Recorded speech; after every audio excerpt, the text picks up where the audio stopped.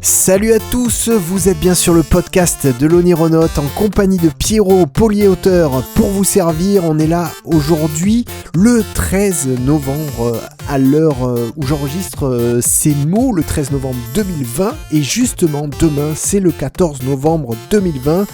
Qu'est-ce que ça peut vous faire que ça soit le 14 novembre 2020 ? Ben moi, en fait, c'est une date super importante pour moi, ce 14 novembre. Parce que, je vais vous raconter pourquoi. Nous sommes en novembre 2018. Il y a quelques jours, des immeubles se sont effondrés rue d'Aubagne à Marseille, la ville où je vis depuis 17 ans. Je suis dans un bureau qu'on m'a prêté dans un vieil immeuble à Tomette, à quelques encablures du lieu du drame. À ce moment, je travaille sur plusieurs projets. Je suis auteur de rap et je viens de me faire escroquer 2000 € par une fausse attachée de presse à l'occasion de la sortie, pour le coup ratée, de mon 3e album. Pour autant, je me souviens bien d'une période d'excitation intellectuelle. Je gambergeais à plein de trucs.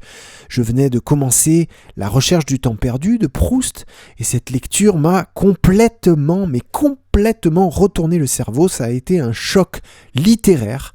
Moi qui avais l'impression d'être plutôt pas mauvais quand il s'agissait d'écrire, là j'ai eu le sentiment de découvrir ce que c'était que d'écrire avec un E majuscule, un E accent majuscule.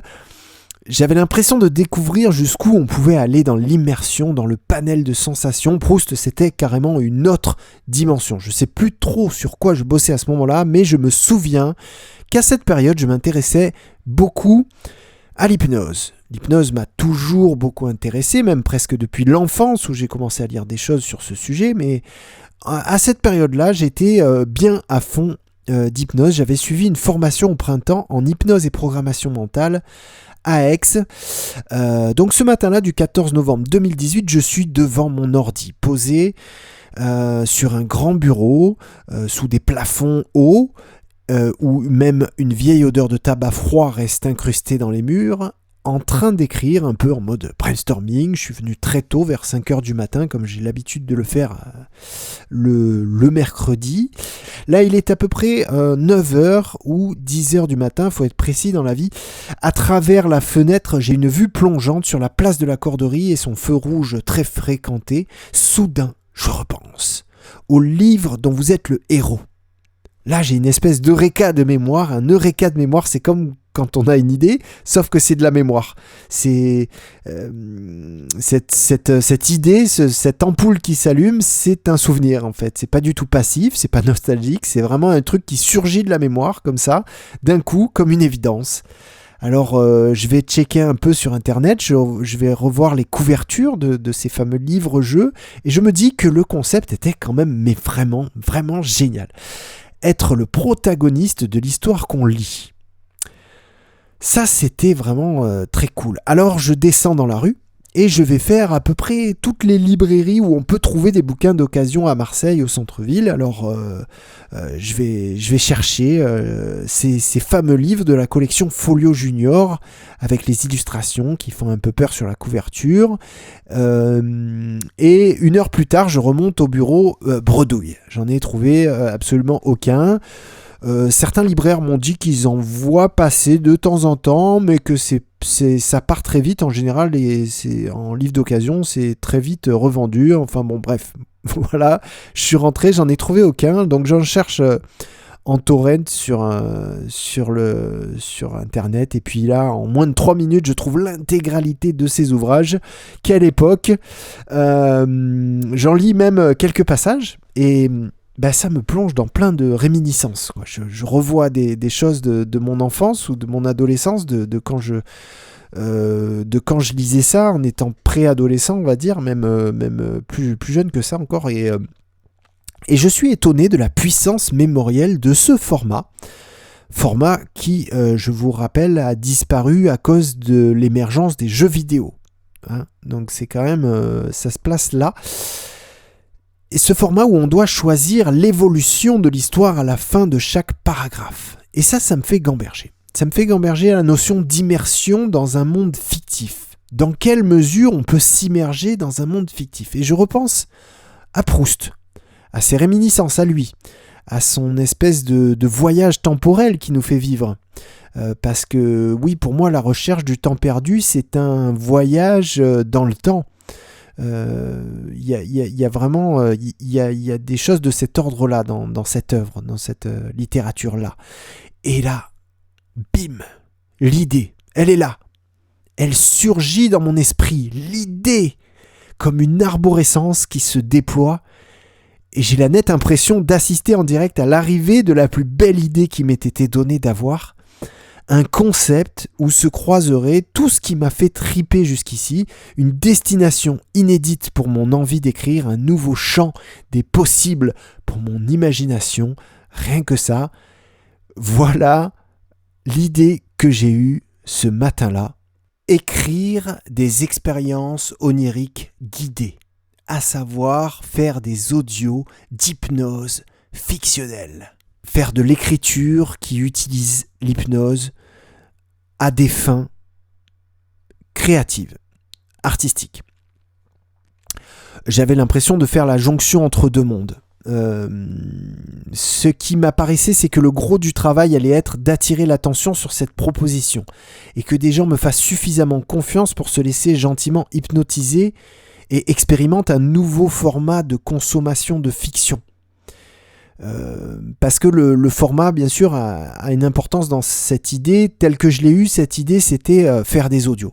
Des audios que j'aurais écrits avec grand soin en y mêlant des inductions hypnotiques pour mettre l'auditeur en état léger d'hypnose et lui permettre de vivre une histoire de l'intérieur, un petit peu comme dans les livres dont vous êtes le héros, en se laissant guider au niveau des suggestions hypnotiques qu'il peut y avoir, au niveau des sensations qu'on peut ressentir. On se laisse guider, on écoute et on vit quelque chose dans un format qui est pour le coup différent d'un livre, différent d'un film de cinéma, différent d'un jeu vidéo, différent voilà, un nouveau format.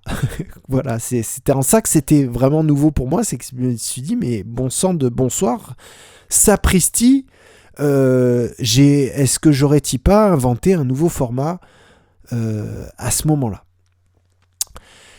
Mais j'ai aussi tout de suite eu l'intuition que j'allais surtout m'éclater à écrire ces trucs. J'ai senti que j'allais pouvoir aller très très très très loin avec ce format et que j'allais pouvoir même en parler du format, en parler dans des articles, dans des podcasts, dans des interviews. L'arborescence du concept de départ se développait vraiment dans mon esprit, un petit peu à la manière du haricot magique. Et je voyais les dizaines de déclinaisons tripantes à faire autour du délire. Alors, donc, j'ai eu cette idée le 14 novembre 2018. Je me souviens avoir bien retenu la date car je sentais que ça allait m'occuper un bon bout de temps, cette histoire. Et dans les semaines qui ont suivi, j'ai fait mes premiers tests. J'ai commencé à écrire ma toute première expérience onirique guidée, même si à l'époque ça s'appelait pas comme ça, je n'avais pas encore trouvé ou choisi ce nom, mais en tout cas c'était ça que j'étais en train de faire. Et puis j'ai remanié beaucoup de fois le texte pour que ça corresponde à ce que j'avais envie de faire, et puis ensuite je l'ai enregistré. J'ai essayé aussi des choses par rapport au son que je souhaitais, parce que j'avais dès le départ envie que ça soit accompagné par des sons de type brainwaves pour favoriser un petit peu l'état de conscience modifié. Et puis j'ai sorti un audio que j'ai commencé à faire écouter à quelques personnes dans le courant de l'année 2019. Alors comme j'avais encore des concerts et d'autres engagements pro, je pouvais me mettre dessus, mais pas à plein pot. Mais bon, j'ai quand même bien débroussaillé et préparé l'activité cette année-là, en 2019. J'ai pu monter ma boîte, j'ai pu créer le site. Et puis, j'ai travaillé à pouvoir décrire ce concept jusqu'à pouvoir rendre Onigate public en février 2020 avec les premiers gros articles que j'ai commencé à envoyer. On avait déjà commencé le confinement, donc c'était au mois de mars. Jusqu'à sortir le podcast que vous êtes en train d'écouter le jour même du premier déconfinement, à savoir le 11 mai 2020. Vous voyez qu'on se rapproche au niveau date. Et surtout, voilà comment est né Onigate. Onigate, c'est tout ça, c'est parler d'hypnose en mode ludique, en mode curieux. C'est des articles qui croisent les disciplines et les connaissances. C'est de la production d'audio, d'hypnose fictionnelle, d'expériences oniriques guidées et bientôt, pourquoi pas, d'autres formats d'hypnose fictionnelle, j'espère. Onigate, donc c'est un site internet, onigate.com, pompeusement appelé le portail de l'hypnose fictionnelle. Un podcast que vous connaissez bien forcément puisque vous êtes en ce moment même en train de l'écouter, qui a déjà 28 épisodes et près de 1500 écoutes effectives. Il y a 2 pages Facebook, il y a une chaîne YouTube. Pour l'instant, il n'y a que le podcast essentiellement sur la chaîne YouTube, mais il y a aussi 3 petits... j'ai appelé ça des Onitrips, c'est des genres d'expériences oniriques guidées qui sont à un format très très court de 5 minutes que vous pouvez expérimenter. Et puis il y a un groupe Facebook dédié au podcast de l'Onironaute sur lequel je vous invite chaleureusement. Il y a aussi, bien sûr, beaucoup de projets d'écriture d'hypnose fictionnelle. J'ai beaucoup de projets à ce niveau-là et je suis de plus en plus impatient de vous les délivrer. Alors, pour l'instant, pour être honnête avec vous, puisque je parle de l'activité d'Onigate, je viens de raconter l'histoire d'Onigate. On peut dire qu'on en est encore au début de cette histoire. Pour l'instant, il n'y a que le podcast qui marche.